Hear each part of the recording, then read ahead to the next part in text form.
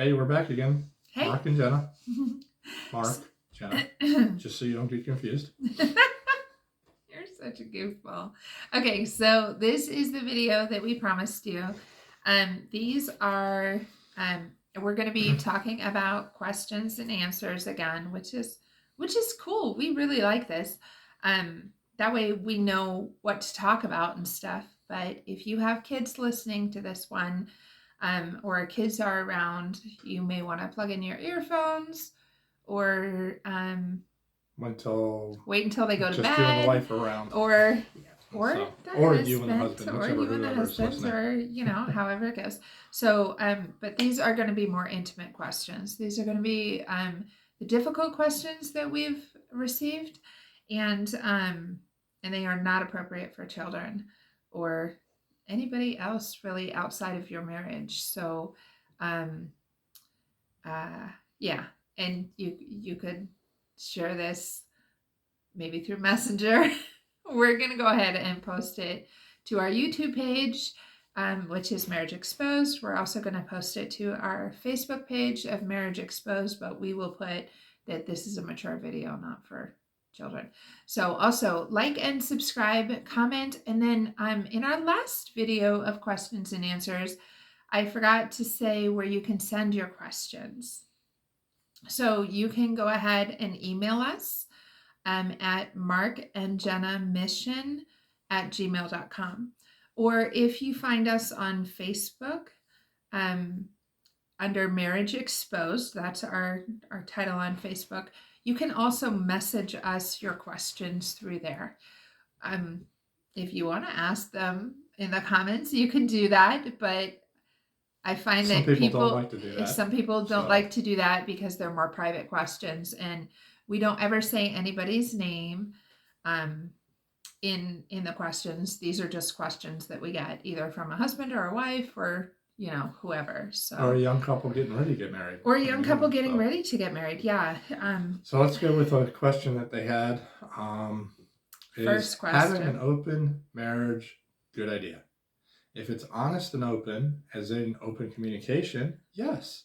If it's as in open having relations with others, no. Ever. No. Never a good idea. Just in case you missed that, no. No, not at all. A marriage is between a man and a woman. That is biblical, man and a woman. That's how it's supposed to be. One husband. Two people. One wife. Two people. Dos. Yeah. And I think today's society has accepted a man and a man and a woman and a woman. It's not biblical. We're not really for that, but we have no dislike for anyone who does have that. Not at all. We consider that a marriage is an intimate relationship between two people. Right. And it should not be an open relationship, whether it's a man and a woman, or a man and a man, or a woman and a woman. Right. A relationship should be two people together. That's right. it. No 3, no 4, no whatever. Just the two people together. Only two. So now that being open part of a relationship is open, honest understanding between each other. Right. Communication. And that being said, we have couples that are very close friends of ours that we love, that are married, and they are same-sex marriage. So we don't have issues with that. We have our beliefs in that and so on and so forth. But, still the answer for having an open marriage, only open in terms of communication, not in terms of open to other people entering the marriage in intimate ways. That is definitely not an okay. And for many reasons. One, when that happens, and you open your marriage to other people coming in and being intimate with that opens the doors for all kinds of attacks on your marriage spiritually. And I think that is like a huge no. Marriages have enough struggle already on their own. Entering other people into that marriage just brings doubt and just a whole bunch of issues that you don't want to. So if you and your spouse are talking about that, it's very good to keep your your feelings and your thoughts on that, make sure that you're talking about that and open about that, because you need to have your boundaries, and it's okay to have your boundaries and say, no, I'm not okay with that, because that's going to breed doubt and jealousy, and whether you think it will or not, it is a bad idea, and it's just going to send your marriage in a wrong direction. And once that stuff is done, you can't ever get over it, and you can never forget it, really. You can't ever get that out of your head. And So, now we move on to the next subject, which is very close to that. Is it okay to fantasize about other people? No. Again, it's very difficult to understand. No. yeah. Now, that doesn't include like cosplay, dressing up, something like that. If you want your wife to look like a nurse or your husband to look like a doctor, that's fine. You guys can have that, play doctor. That's fine. That's bedroom. That's you two, that's the married couple together doing your own thing. That's fine. But if it's anything beyond that, no. Right. You're in a marriage. It's between you and your spouse. And that is what is important. That is where you should find your foundation. That's where you should find your love. That's where you find your intimacy, is with your spouse. And meeting each other's needs is really important in that. And so I would agree with that. I would say no, it is not ever, it's not okay to fantasize about somebody else while you're in a marriage. Right. And there is, and I don't know what verse exactly it talks about it. I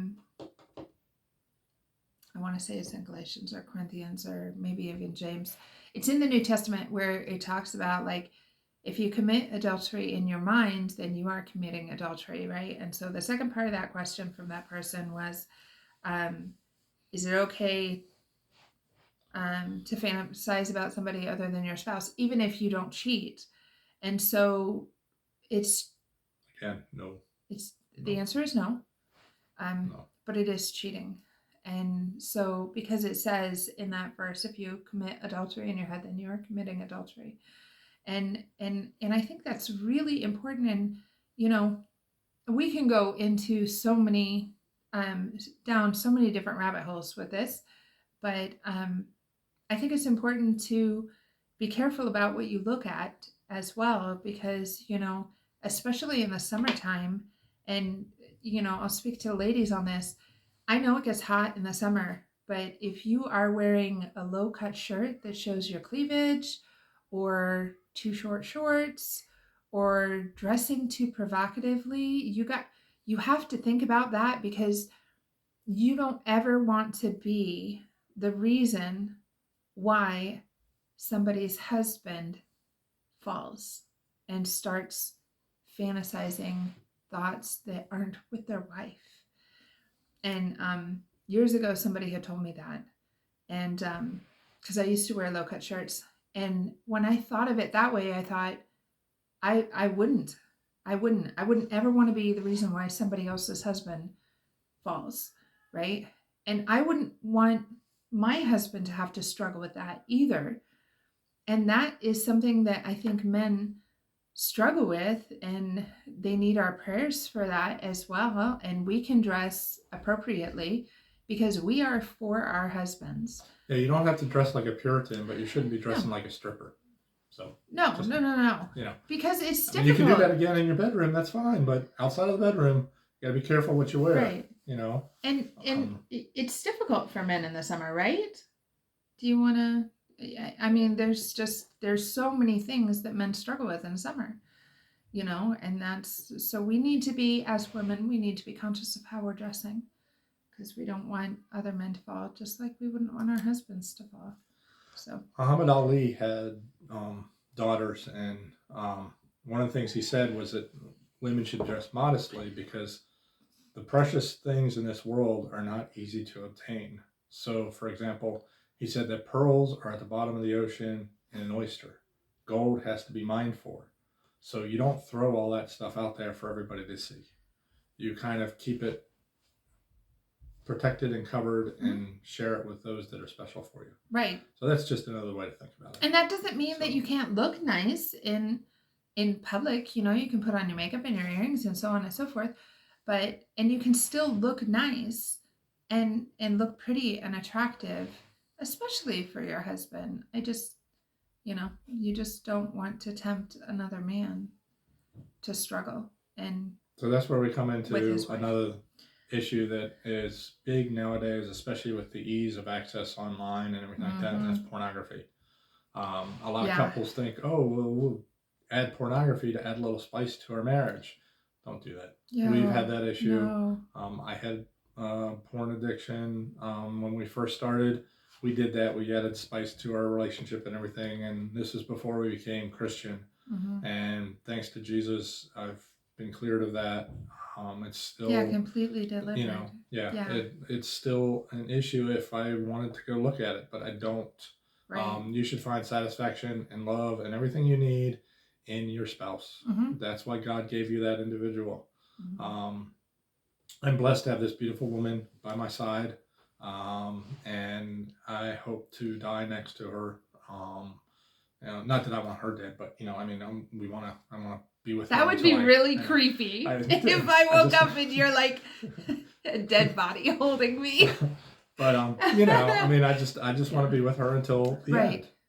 And then, like I said earlier video, we talked about being married before God, and God is our witness, and the reason we did that is so that in the afterlife we're together. Right. Because I want to spend every moment I can with her, even when she drives me nuts, which is a rarity, but she has a lot more patience than I do. It's a gift. But it's a gift. I get to drive him nuts with a gift. So let me ask the question here that the lady said. Okay, so she says, my husband has a porn addiction and is lying about it. What do I do? And she says, it makes me feel like less of a woman and that I'm not enough for him. So this is really... and that's a good sign of an addiction, is lying about it. Yes. It's even something as simple as drinking or smoking. Those are really serious addictions, and they're very hard to break. Pornography is the same. Drugs, they're all addictions. Or they can all be addictions. Not everybody who does it is addicted, but they can all be addictions. And when they're lying about it, that's the first sign of it being an addiction. And you need to help each other. Yes. I was lucky. My wife and I sat down and had many discussions about it. We read a couple of books. We spoke to each other. Yeah. We prayed on it. It was a tough fight, but I always stood by you, right? Yeah. And it's really important to pray for your husband. So you need to have that open communication, because honestly, no matter what is going on in a marriage, if you have honest, open communication, you can fix it. But that's the most important thing. Have the courage and the strength to stand by your spouse, take the time to talk to them and learn what they're going through, understand what it is, and work with them, help them. Yeah. Because that's really between God and a spouse. That's the best way to get rid of any problems. Yes. Those two will get you through anything. Absolutely. God and a good spouse. Yeah. And you just need to be able to communicate that. And it's important, I think, to, just like with any struggle that you may have in the marriage, it's important to stand like back to back on it. Like you've got to have your husband's back. You have to be praying for him. You have to be ready to receive the news that this has happened. And so there's a couple different ways to answer this, and I think that they're both very important. So it makes you feel like less of a woman and that you're not enough for him. First, like, that is normal. That is a normal feeling, but you have to understand that that feeling comes from the enemy, because if your husband could even tell you that is not the issue. That the reason why your husband is looking at that doesn't have anything to do with you. And so I think that that's really the first thing to understand, right? So that is an addiction. It's an addiction, and it doesn't have anything to do with who you are or if he's attracted to you or not. That doesn't have anything to do with it. And the way that I could best explain this is, I was addicted to cigarettes and I smoked for years, and that didn't have anything to do with my husband. It was my addiction, right?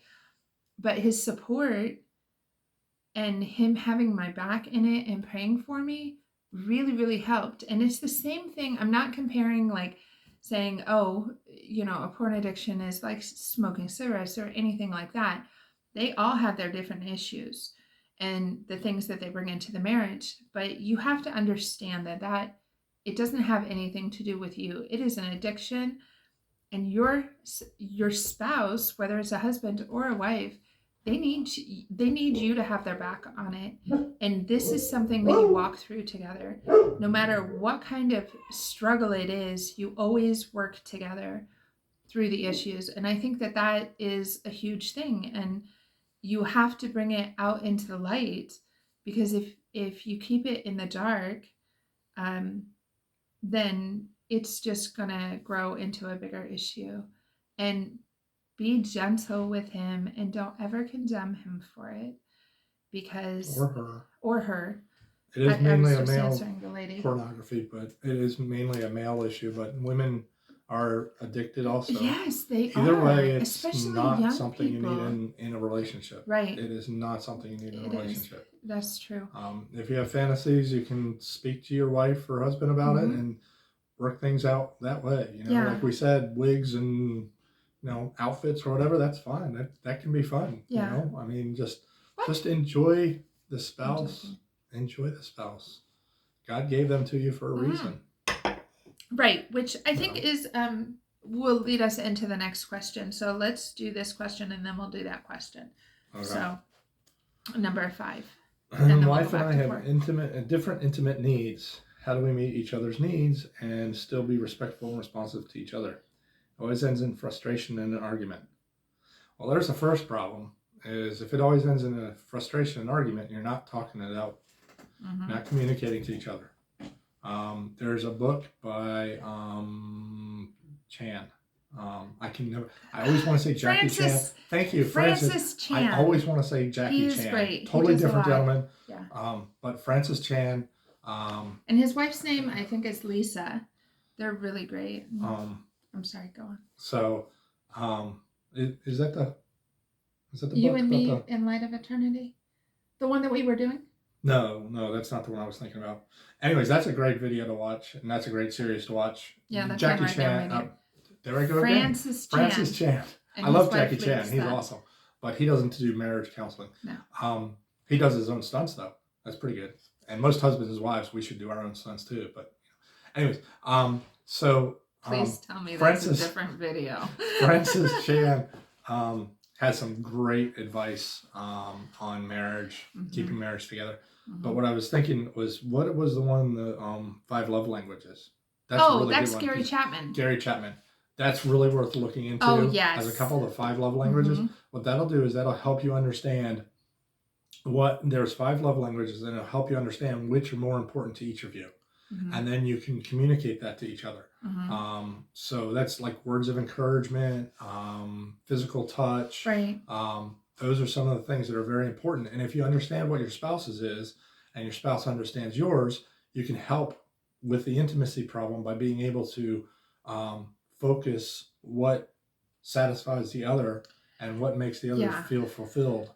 And it makes life a lot easier. So the 5 love languages by Gary Chapman. Yeah, that's look into it, check it out. It's definitely worth a read, and you guys can read it together. That's something that Jen and I do a lot, is not as much as we used to, just because now our schedule's screwy and we're really trying to figure out what our schedule is. But we do Bible study together. Sometimes we just have coffee together. Sometimes in the evening, if we're not too exhausted, we'll sit and we'll watch video together. The Right Now Media or something. Right Now Media. A lot of things on marriage.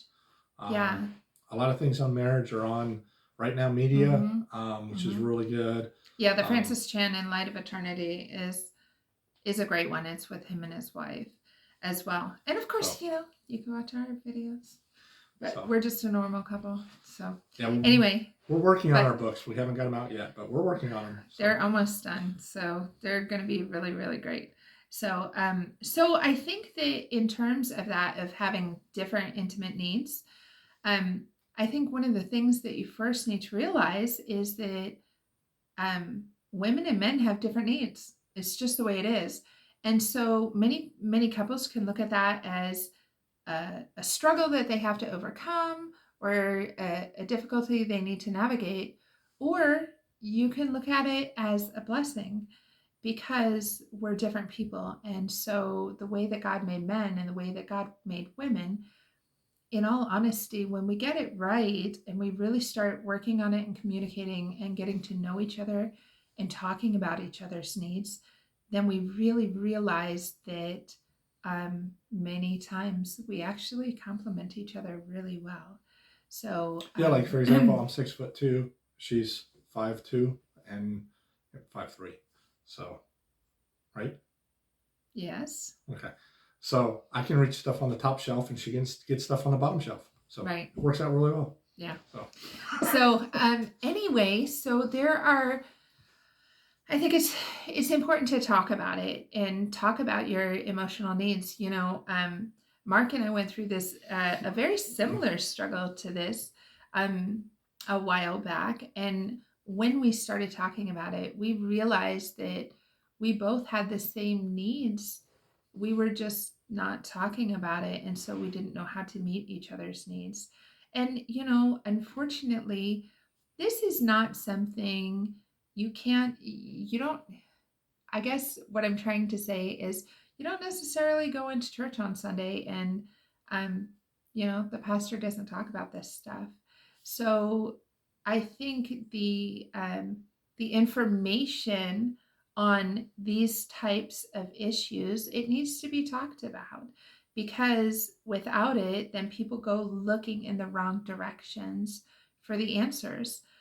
And but it can also be a very difficult subject to communicate about and to talk about. And I know that in the beginning of our marriage, we had a really difficult time talking about this kind of stuff.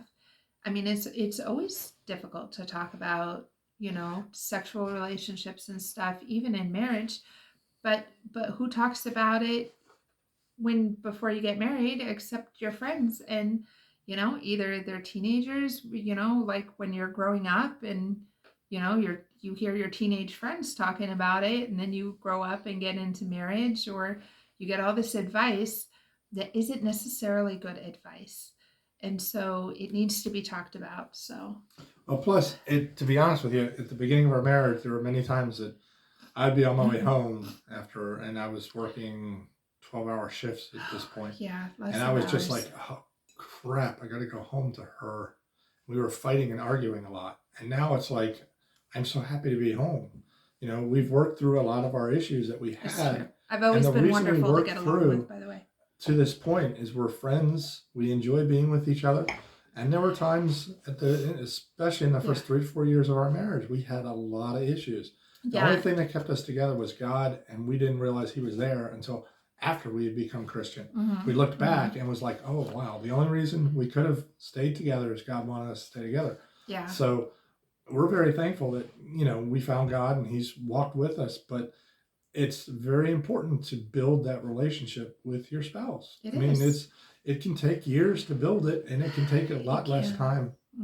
If we'd known 20 years ago what we know now, oh boy, could we have saved ourselves some struggle. We saved ourselves a lot. A lot of struggle. And we would have invested in different things, because, you know, we would have known what the stock market was doing. But that's another thing. But as a couple, you've got to be able to enjoy being with the other and have a good time. I mean, like, sometimes date night can be something as last night I made a picnic dinner. We sat in the truck and just chit-chatted and talked. And we realized that but we looked at the mountains and the sunset. It was if we leave this house, our next house is going to have one of two things, either land or a lake. And if we can get both, we'll be really happy. Yeah. But lake I mean, we just really want to be able to look to our future together. And that's another thing, as a couple, you're always planning your future together. And that's important too, because if you think about it, if you're always looking behind you at problems, you're never going to get ahead. That's why there's the old saying that the rearview mirror is so small, but the windshield is so big. Dude, because you're always looking ahead. You don't need to look behind. Yeah. And as a couple, if you're always looking ahead and you're always thinking of your future with your spouse, there's going to be a future with your spouse. But if you stop looking that way, if you keep looking back at problems your parents had and you're focusing that into your marriage, it's going to be a problem. So communicate, be honest and open, get Gary Chapman's book, 5 Love Languages, read it together, understand each other, have a good time, enjoy each other. I mean, our book we're is going to competitive. be. We have fun competing with each other and giving each other a hard time. No, we don't. No, we don't. Okay, hold on. Push pause 1 second. No, ask this my is daughters. not okay. My It daughters is not. say it's like competitive. No, so, they will see, not right say now we're that. fighting and arguing They will about not it because say it's that. fussing Hold and- on 1 second. Let me speak. They do not say that. I am not competitive. No. He It's is just gonna prove competitive. that. Really? You realize you sleep with me at night, right? Uh-huh. I am not competitive. He is competitive. As a matter of fact, his competitiveness got us in an argument this week because he just had to be too competitive. It's not always about being competitive. I don't always want to be competitive. It's not about being competitive. Sometimes it's good not to be competitive. But we can do a whole video on that. Right. later. All I have to do is say, I love you. And she goes, I love you more. I win. Yeah, that's not competition. So anyways, what's the next question? Just the truth on that goes the other way. Okay, he's always the one. I love you more. I love you more. I love you more. I just say I love you most and I win. To end it. See? Because I'm not She's going to competitive. win. So anyways, what's the next So question? who has the My last wife? word all the time? You will see in our book. You know. I don't always have to have the last word. Next question. See? Okay, so we're going back to number 4 now. Okay, would you allow your spouse to go to a strip club? I would allow her to go. I wouldn't go. And she wouldn't go. I wouldn't go. I wouldn't go. I wouldn't want to go. However, we'll tell you a funny story. The very first time that, like, when we first met, he was going to a bachelor party. And it was like a couple. Do you mind if I tell this story? I think it's funny. Again, I'm not sure exactly what the story is, but I'm going to let you tell it anyway. So I know the gist of the story. You went to this strip club with, for that yeah, bachelor weekend. That bachelor weekend. Like, we had just met. We met on a Wednesday. And then he was going to North Carolina like Friday morning or something like that with his group of friends for their bachelor party thing. And he called me Friday night and I heard all this noise in the background and I said, hello.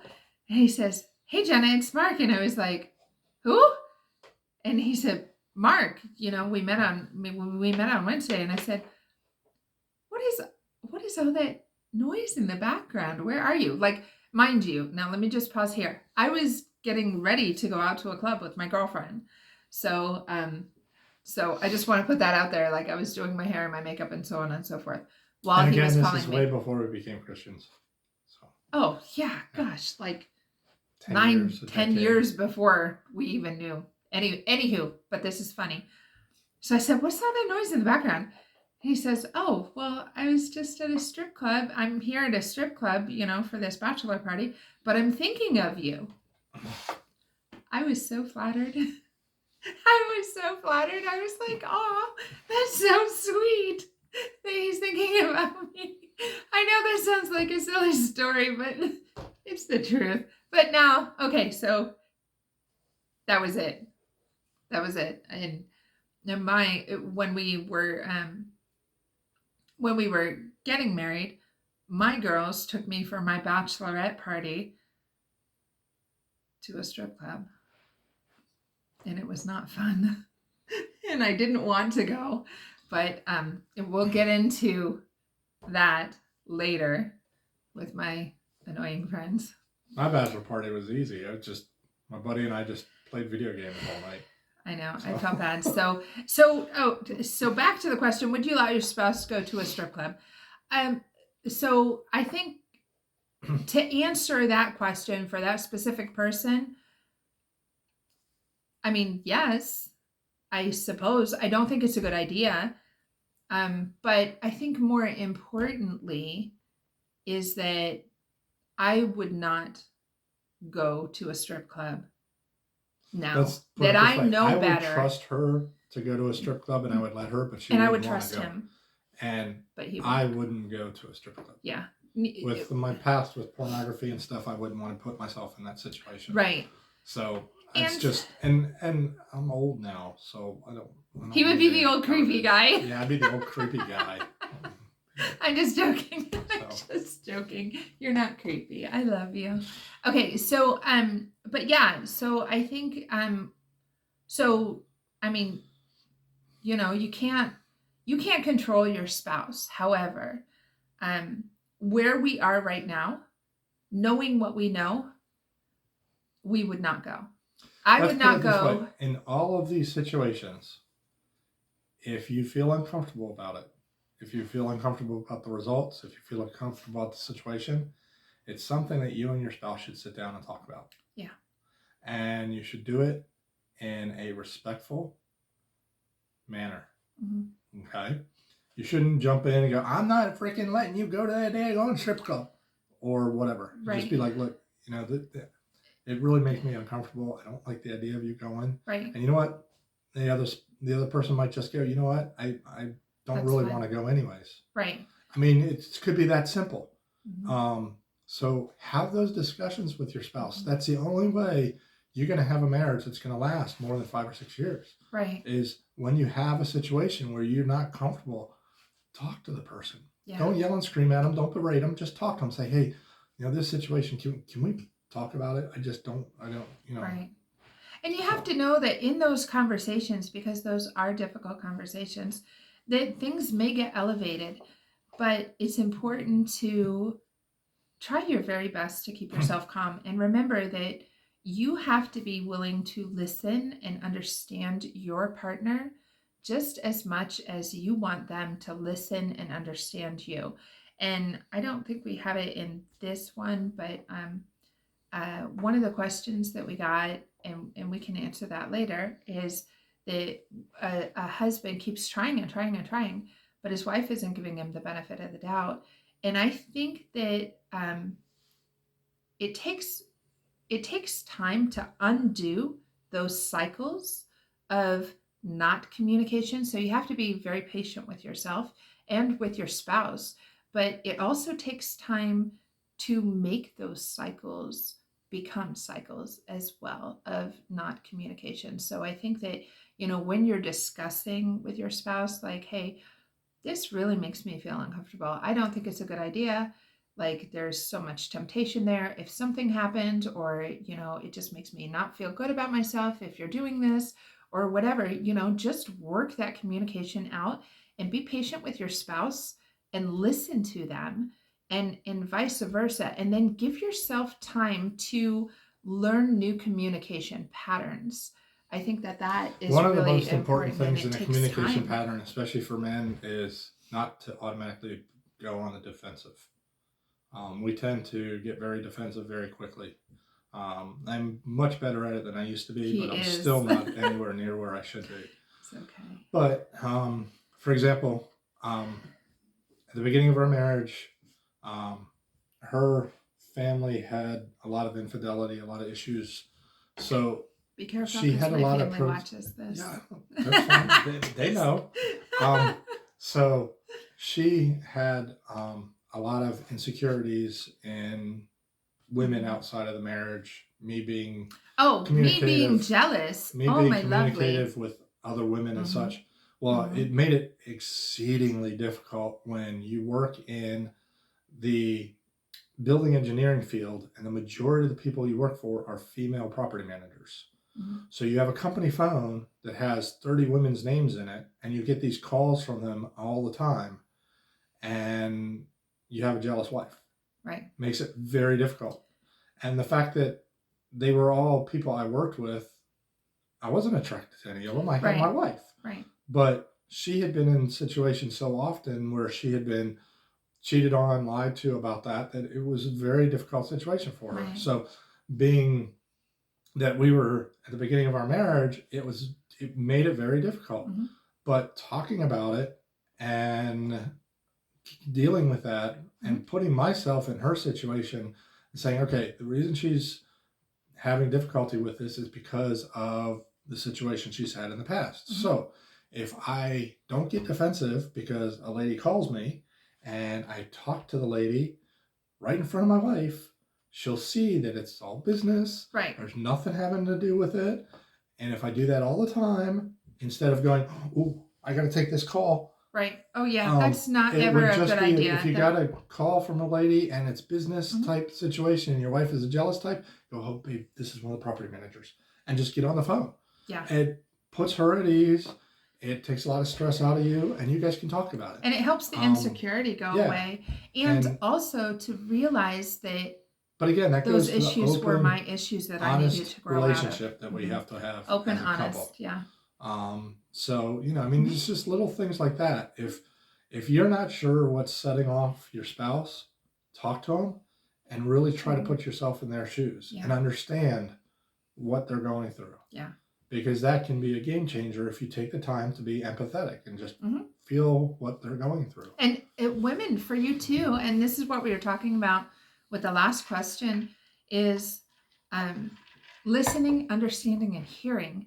These are so important in communication, like almost as important as communication itself. So and for these issues, when we first came together, I had some credit card debt, and this was in the 90s, and they started this new thing where they would call. They're like, "Oh, well, just tell Mark that Pam called."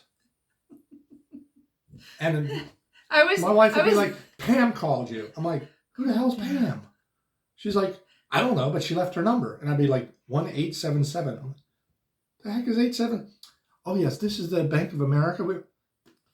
Screw you all. I'm not going to pay you. Don't say that. But, it just got to the point where it was, and it was just, that was their new shtick during the 90s, was just leave a woman's voice and just, and so intentionally to get the wife so that was, or whatever. That was really helpful when you're trying to settle things down with the wife. But it's funny looking back now, it was very frustrating. It is. So. But I had to grow out of that as well. And those were my insecurities. And I had to be understanding. Right. And so again, we had to work together and communicate that out and work through that together. So, okay. So the last question here, and then we'll go ahead and wrap this up because we're going to need to end this and go pick up kids and stuff. So anyway, is do you want to ask the question or you want me to ask the question? Because my wife has an annoying friend. What should I do?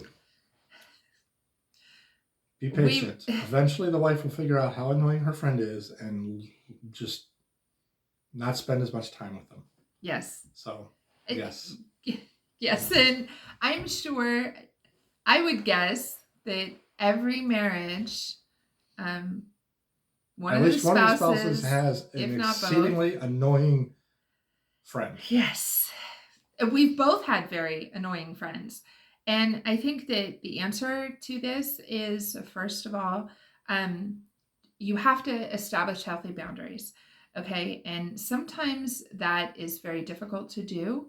A good person to practice boundaries on, when you need to have boundaries in your life with other people, like your family and your friends and so on and so forth, is use your spouse as the guinea pig for boundaries, because that always works really well. It's fun. I'm just joking. I'm just joking. So I think establishing healthy boundaries. So I know now that I have had some very annoying friends that have overstepped boundaries or that didn't have boundaries at all. And me being the sweet, nice person that I am all the time, it was very difficult for me to start establishing healthy boundaries. But like the nicer I get, the nicer I become as I grow older, is because I have been able to learn how to set healthy boundaries. Before, when I was younger and I didn't know how to set healthy boundaries, I would just get trampled all over, and I wasn't a nice person. So yeah, it's I had a interesting friend how who that would works call out. it flipping Friday night at 10 o'clock. Go, "Hey, let's go clubbing." I'm like, "Dude, my son's got wrestling tournament tomorrow. So we'll be back by 1. I have to get up at 6 o'clock in the morning and drive an hour and a half south of here to spend all day in the gym while my son is at a wrestling tournament. Well, that's fine. I just need somebody to drive. I'm going drinking. I know you don't drink, so can you drive me? No, I'm not going to drive from where I am in Virginia to pick you up in Gaithersburg to drive to Rockville so I can drive back to so we can go to Baltimore. Right? So then I can drive back to Rockville and come back out to where I live. It's 3 hours of driving time. Right. So. And I'm like, no, I'm not going to do that. He'd get all upset. It's, come on, man, you used to be fun. I'm like, yeah, well, I used to be single with no family obligations. I could do stuff like that. I have a family now. My son wants me to go to a wrestling tournament. I would prefer to go to the wrestling tournament than go to a concert or a bar with you. Right. And it's like, dude, why is it that so difficult to understand? But it was like I had turned into a bad guy because I got married and I had a family and I wanted to spend time with them. And so that was an annoying friend. Yeah, that was an annoying friend. You know, and then I would invite him, hey dude, you want to come out for the weekend? You know, we could do barbecue. And no, I'm busy. And then I'd find out that he drove right down the road past our house and he didn't come by. It's like, okay. Yeah. So those are kinds of things that you just got to kind of sometime at some point just look and go, is that friendship really worth it to be part of my marriage? Right. I mean, you can have friends who are really good. I've had friends who have had for years, but over the years, again, they're an hour and a half away from here, almost 2 hours away, and I see them going over to other friends' houses on Facebook. They've gone to a friend's house, it's 3 hours away, but they can't make the drive out here. So it's like, okay, well, I guess the relationship's not that important to y'all. Okay. You know, so you still keep in touch on Facebook and stuff, but you don't go out of your way and invite them out anymore or try to get together with them because it's just not important. Right. You know, and when it comes down to it, what's really important is your spouse and your family because that's who you do everything for. You know? Yeah, so I think it's important to communicate that with each other and again, respectful. Setting the healthy boundaries. Just be like, babe, you really gonna go hang out with so-and-so? Right. Or just or even just say, hey, you know, I feel like that friend, like for instance, I had a friend that would just come over at whenever and then come into the house and, you know, I'm staying for the weekend or whatever, you know, because we live kind of in a vacation spot. I'm staying for the weekend or whatever, and then just start bossing our kids around. They made our kids feel uncomfortable, and there was always issues with us. Well, let's go out here, and you know, Mark can watch the kids or whatever. So those boundaries need to be established. You need to talk to your spouse about it. Your spouse is your best friend first and foremost, before any other friends. So talk to your spouse about it. Talk about how to have healthy boundaries, and then sometimes we say, you know, if it's a difficult situation or whatever, I'll like with Mark's friend, I could say, just tell him the wife said no and just blame me for it. And I can be the heavy in that or vice versa or whatever. And that's a way. Eventually, hopefully, that person will see themselves out of your life. But or if they their don't, ways. Then it's important to talk to that person and in a healthy, kind way, but also being firm and saying, hey, look, you know, you came over last weekend and, you know, we love having you over if you like having them over or whatever, but this is not okay. And you really have to call before you come over and just set those boundaries because like what Mark was saying is your spouse and your family, your children. I mean, this is very important and this is number one. So anyway, so those are the questions. We will do more questions and answers because I kind of like this question and answer things so that we know exactly where to target our talks. So go ahead, like, share, comment if you want to comment. If you have questions that you want to ask or whatever, we don't ever talk about anybody's name on it. So you can either find us on Facebook at Marriage Exposed, and you can send us a message that way with your question, or you can send us an email at markandjennamission@gmail.com, or if you feel comfortable and you want to comment below, you can do that as well. If you want to comment where you're watching from, we're cool with that. Don't forget to subscribe and go ahead and share the videos. And I think we're going to have more talks like this about these kinds of things in marriage, because we get a lot of questions about that. So anyway, be blessed. We'll do serious questions and silly questions. Oh, yeah. That's what marriage is all about. Send us They're your the up funny times, they're questions. the Yeah. ups, the downs. Yeah. If you want to know funny things, if you want to ask us weird personal questions like what's your favorite color or something, whatever, that's fine. Right. If you get really personal and weird, Yeah. we're probably just not going to answer it. But no, whatever. We're a weird couple anyway, so if you want to send us your questions, that would be good. So, right. But yeah, just and enjoy. And if you have any ideas on topics that you want us to talk about, send us a little message. Let us know. And we're going to be getting a phone number specifically for Marriage Exposed too, so that you can text us. And we'd like to start doing some Zoom calls and conferences and stuff. So anyway, Sorry for always interrupting you.